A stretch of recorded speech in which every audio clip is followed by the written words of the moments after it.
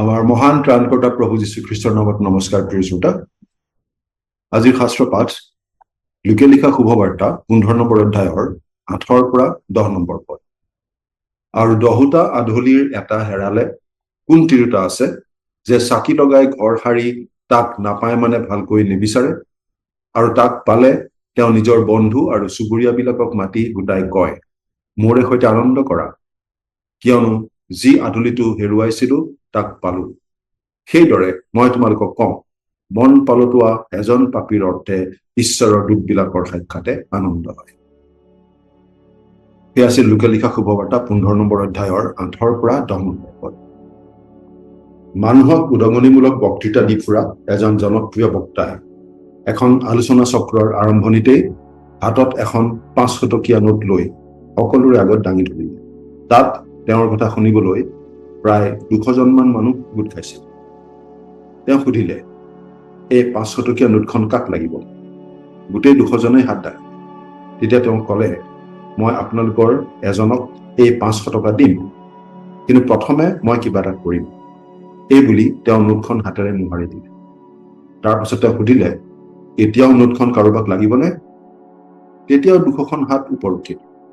তাৰ পাছত তেওঁ ক'লে, মই যদি এনেকুৱা কৰোঁ তেতিয়া কি হ'ব? এই বুলি তেওঁ নোটখন মাটিত পেলাই জোতাৰে গচকি দিলে। তাৰ পাছত নোটখন তুলি লৈ ৰাইজক দেখুৱালে। গোটেই নোটখন মোহোৰা সামোৰা আৰু লেতেৰা হৈ পৰিছিল। তাৰ পাছত তেওঁ সুধিলে, এতিয়াও নোটখন কাৰোবাক লাগিবনে? তেতিয়াও সকলোৱে হাত দাঙিলে।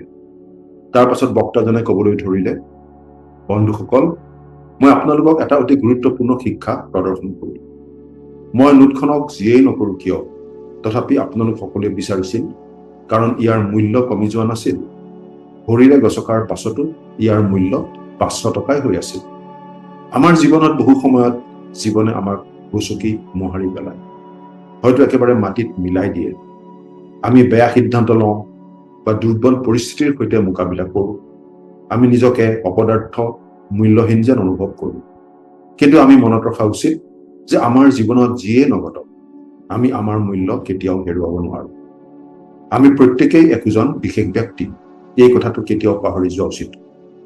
খ্ৰীষ্টীয় বিশ্বাসী হিচাপে এই কথাটো আমি আৰু অধিক ভালদৰে বুজি পাওঁ, কাৰণ প্ৰভু যীশুৱে কৈছিল যে ঈশ্বৰে জগতক ইমান প্ৰেম কৰিলে যে নিজৰ একমাত্ৰ পুত্ৰকে দান কৰিলে, যাতে যিকোনো তেওঁত বিশ্বাস কৰে তেওঁ নষ্ট নহয়, কিন্তু অনন্ত জীৱন পায়।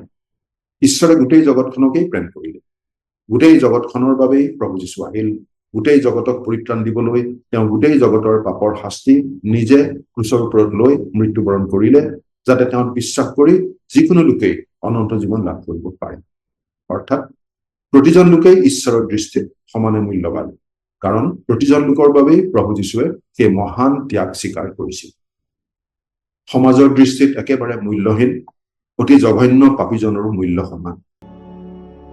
সেইকাৰণে এজন পাপীৰ মন পালটন হলেই স্বৰ্গত মহা আনন্দ হয় বুলি প্ৰভু যীশুৱে কৈছিল। খ্ৰীষ্টীয় বিশ্বাসী হিচাপে আমি নিজকো মূল্যৱান বুলি মনত ৰখাৰ লগতে আমি দৈনন্দিন জীৱনত লগ পোৱা প্ৰতিজন লোক ঈশ্বৰৰ দৃষ্টিত মূল্যৱান বুলি মনত ৰখা উচিত। প্ৰাৰ্থনা কৰিম। স্বৰ্গত থকা পিতৃ ঈশ্বৰ, আনৰ দৃষ্টিত আমাৰ মূল্য যিমানেই নহওক কিয়, তোমাৰ দৃষ্টিত আমি মূল্যৱান, আৰু আমাক উদ্ধাৰ কৰিবলৈ তুমি নিজৰ একেজাত পুত্ৰ যীশুখ্ৰীষ্টকে দান কৰিলা। সেই কথা মনত ৰাখি সদায় যেন তোমাক ধন্যবাদ জনোৱাৰ লগতে আনকো যেন আমি মূল্য দিবলৈ শিকিম, আমাৰ কাৰণে আশীৰ্বাদ কৰা। আজিৰ দিনটো তোমাৰ হাততে গতাইছো। ত্ৰাণকৰ্তা প্ৰভু যীশু, আমেন।